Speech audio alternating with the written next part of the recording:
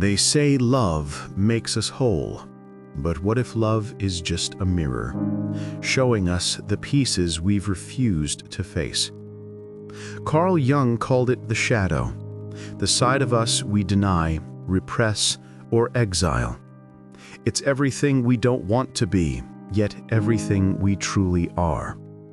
And when we fall in love, that's the one who comes to meet us. Every attraction hides a confession. Every obsession whispers, "This is the part of yourself you have abandoned." We think we fall for someone because they're beautiful, intelligent, magnetic, or kind. But Jung would say, no. We fall for them because, unconsciously, they carry our missing pieces. That woman who seems so free, she carries the spontaneity you buried under duty. That man who feels so grounded, he holds the strength you never allowed yourself to claim.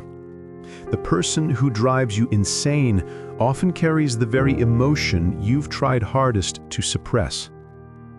Love, Jung said, is the psyche's attempt to become whole again. A sacred collision between your conscious light and your hidden dark. At first, it feels divine, because projection is divine. It's the same power that makes myths, gods, and heroes. In our lover, we see an angel, a savior, a perfect reflection of what our soul longs to be. But that vision isn't them. It's you, wearing their face. That's why love feels like madness, because it is. It's the psyche's most beautiful form of self-delusion. But projection doesn't last forever. Reality always enters the room. And when it does, the God you adored turns into a human. The perfection fractures, and you start to see the cracks not just in them, but in yourself. If you've ever asked, how could I have been so blind? The answer is, you weren't blind. You were in love. And love at first is supposed to be blindness. Because only through idealization can the unconscious sneak its message past your defenses. Only through that trance can it whisper, look, this is what you've lost. This is what you must reclaim. But most of us never hear the whisper. We stay trapped in the surface drama, blaming, idolizing, resenting, longing. We mistake projection for destiny. And when it breaks, we call it heartbreak. But heartbreak, in Jung's language, is an initiation, a death that demands rebirth. So maybe that's why the ones who hurt us most are also the ones who awaken us most. Because pain forces the mirror to shatter. And what's left staring back is not them, it's you. The shadow is merciless, but it's not your enemy. It doesn't want to destroy you. It wants to integrate with you. It wants to come home. But to let that happen, you must stop chasing your reflection in others. You must stop trying to fix in someone else what's broken inside yourself. That's the hardest truth about love. You don't meet your soulmate until you meet your shadow. Jung believed that every man carries within him the image of a woman, the Anima, and every woman carries within her the image of a man, the Animus. These inner figures guide our desires, shape our fantasies, and project themselves onto real people. But when we mistake the projection for the person, love becomes possession. We no longer relate to who they are, we relate to who we want them to be. We demand that they carry our missing soul. And when they fail, we punish them for betraying an illusion they never agreed to uphold. That's why so many relationships collapse the moment they begin to feel too real. Because reality kills the dream. And the dream was never about the other person. It was about us. If you're brave enough, look back at your past loves. Not with guilt or nostalgia, but with curiosity. Ask yourself, what part of me did I see in them? What did that relationship reveal about who I truly am? You'll notice a pattern. Every person you loved or hated was carrying a message from your unconscious. Each one held a fragment of your shadow, and each encounter was trying to make you whole. The tragedy is that we keep killing the messenger. We reject what they show us, and by doing so, we keep rejecting ourselves. Jung once wrote, "Until you make the unconscious conscious, it will direct your life, and you will call it fate." Think about that.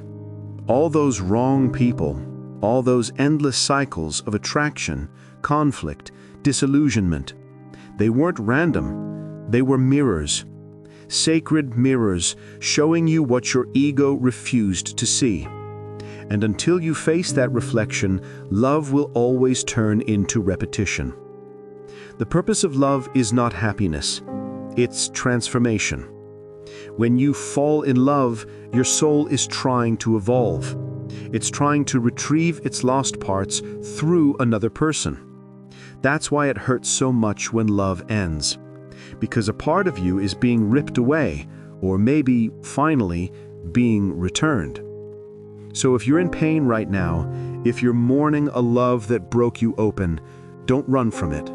Because maybe that pain is the sound of your shadow knocking at the door, asking to be seen, to be accepted, to be loved.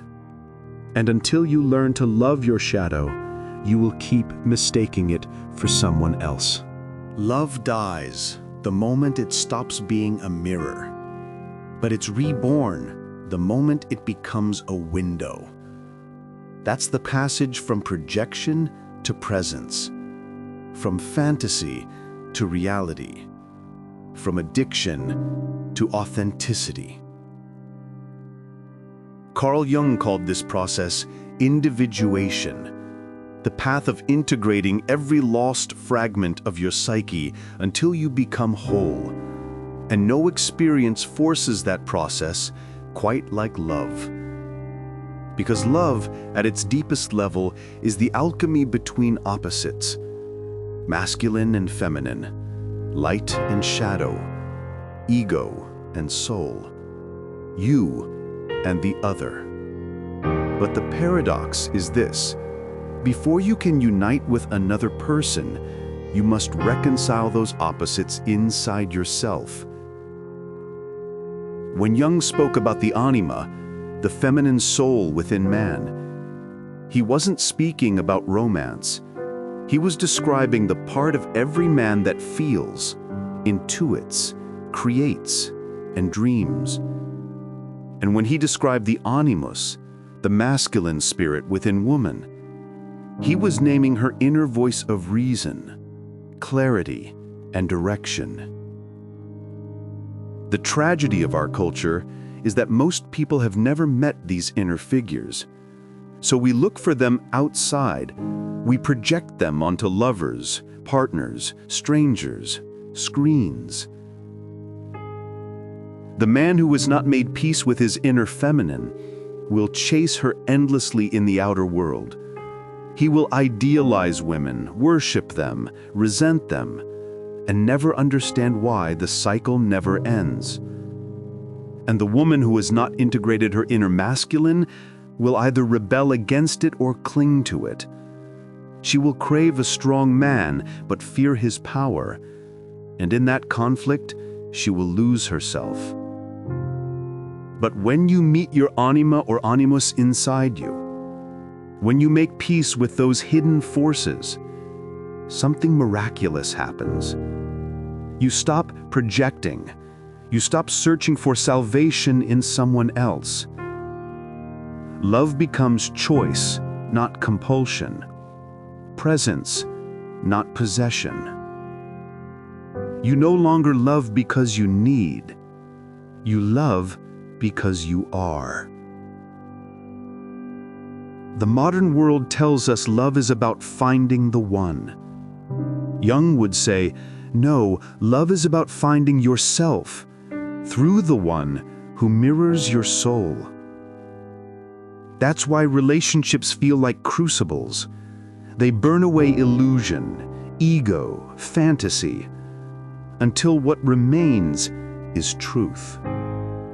But most people flee before that point. They run back to the comfort of projection, to the thrill of novelty, to another mirror that will show them what they still refuse to see. That's why the same story keeps repeating. Different faces, same pain. Because what we call attraction is often just the shadow trying to finish its work. When you truly see another person, not as your savior, not as your reflection, but as a soul on their own path, love becomes sacred. It's no longer about ownership, but resonance. No longer about control, but connection. And here's the paradox. When you stop needing the other to complete you, you finally become capable of deep intimacy. Because now love isn't about filling a void, it's about sharing an overflow. The greatest mistake we make is believing that love should always feel good. But Jung would tell you, real love is not comfort, it's confrontation. It forces you to face your fears, your wounds, your patterns. The person you love most will trigger your deepest insecurities, not because they're cruel, but because your soul chose them as your mirror. They awaken your inner child, your old wounds, your unmet needs, not to punish you, but to heal you. That's the secret hidden inside every heartbreak. It's not rejection, it's revelation. The breaking is how the light gets in. Integration begins when you stop blaming and start listening. When you ask, what is this moment trying to teach me about myself? What part of me did this relationship bring to the surface?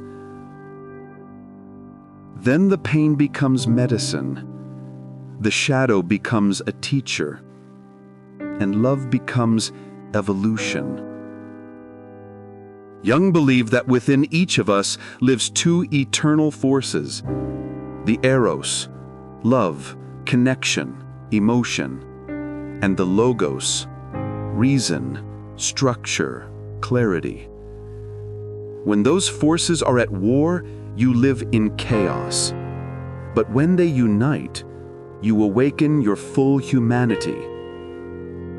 That's the real union of opposites, the inner marriage, the sacred integration between your heart and your mind, your masculine and your feminine, your shadow and your light. That's when love stops being projection and becomes creation. Every true relationship is a mirror of that inner union. Two whole beings meeting, not to complete each other, but to co-create something greater. And that's why mature love feels different. It's not fireworks, it's fire. It doesn't blind, it illuminates. It's not about losing yourself, it's about finding who you are when you stand beside another whole soul. Maybe that's why the ancient alchemists said, in each man there is a woman, and each woman a man. Only together are they divine. They weren't talking about romance. They were describing psychological wholeness, the rebirth that happens when you unite with your shadow instead of fighting it. When that happens, you no longer love to escape loneliness. You love to express your essence. You no longer chase, you attract. You no longer fear loss. You understand that everything you seek is already within you. That's not just spiritual poetry. That's psychological freedom. So maybe love isn't about finding the right person. Maybe it's about becoming the right mirror. Because only then can two reflections look at each other and finally see themselves clearly, not distorted by shadow, but illuminated by truth. When you stop projecting, you start perceiving. When you stop chasing, you start creating. And that's when love stops being a prison and becomes a portal.